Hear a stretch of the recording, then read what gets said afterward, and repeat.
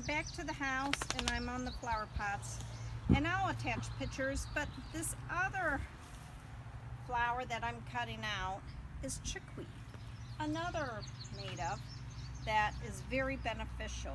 One, it's very edible and it's beautiful. It's just stunning in the pictures. I'll show pictures with the tulips and stuff. It tastes like celery if you eat it.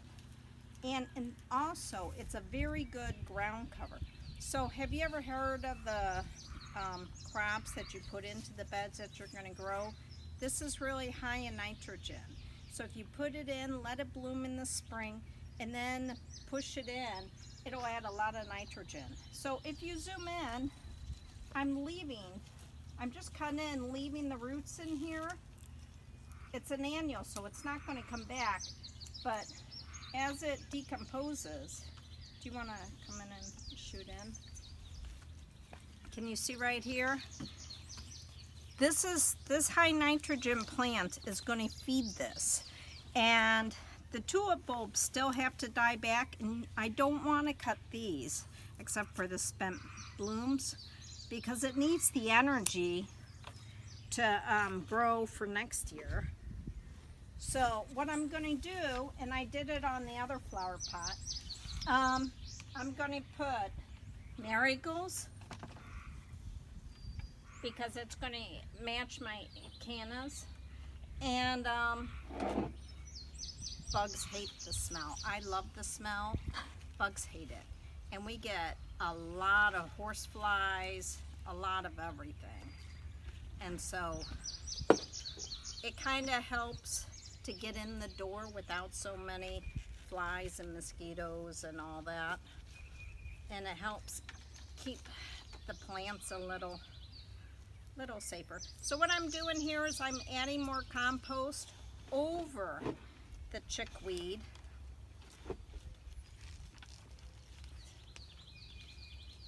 Press it in firm.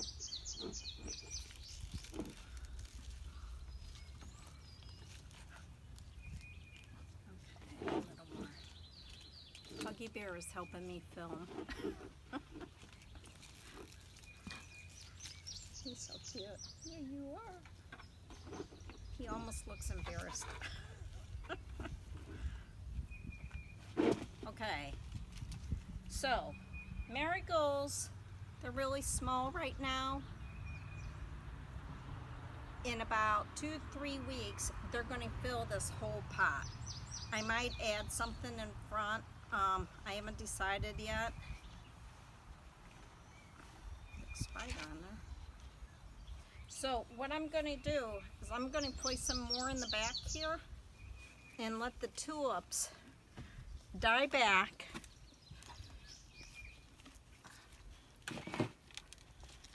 And 3 is plenty. A lot of people just overcrowd because it looks amazing right away, but the problem is it's not that good for the plant in the long run. Okay, so then to have some interest, I'm going to just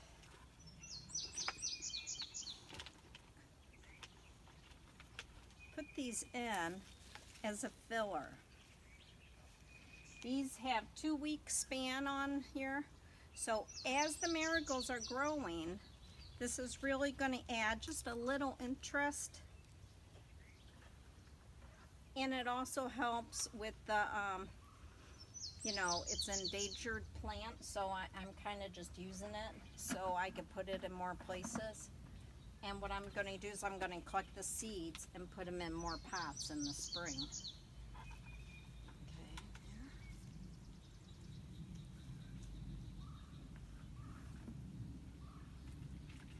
And I know a lot of people are not planting right now because the weather's been crazy. We go from freezing, I mean, my whole house is filled with plants, like we could hardly walk. And but it's going to be warm enough, and it's not really sunny for the next few days. So why is that important? Because when plants first go into the garden, they really have a hard time acclimating to the area. So if you plant them while it's not sunny and hot and it's going to rain, it'll give it a chance to really put the roots in, and then you get a better growth. Yep. One more and then it's done. Okay, there we go. Okay, I'll clean it up, but while these go down, you know, go bit down naturally, these will throw some interest, and then in a few weeks these marigolds will take over. Okay, let me show you this plant here. It's really hard to get up. Do you want to come in? This is called Canna in Wyoming. Can you zoom in and just take a picture of the whole thing? Okay. This plant here is Feverfew. Beautiful white flowers. Also stinky. So mosquitoes hate it. I mean, we don't think it's stinky, but to an insect it is. Unless you're a butterfly or a bee, they love it. So the mosquitoes hate it. This is going to put on a really big white show, and it'll last about a month. At that time, these cannas will be big enough. What I did is I left a hole here. If you want to zoom in, just come on up, it's okay. And see, when you plant these, leave a container so you could drop these in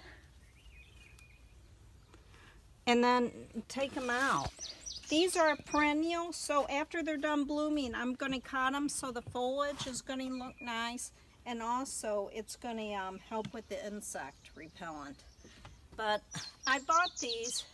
It was supposed to be 3 in a pack. There actually is about 2 in a pack, and only 1 made it.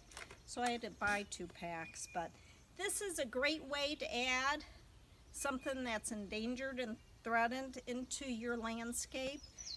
Help those plants, add some beauty, and in a few weeks they'll be gone and everything will look great. This is Sabrina from Campbell's Freedom Farm and Huggy. Have a great day. Please subscribe, like, and share.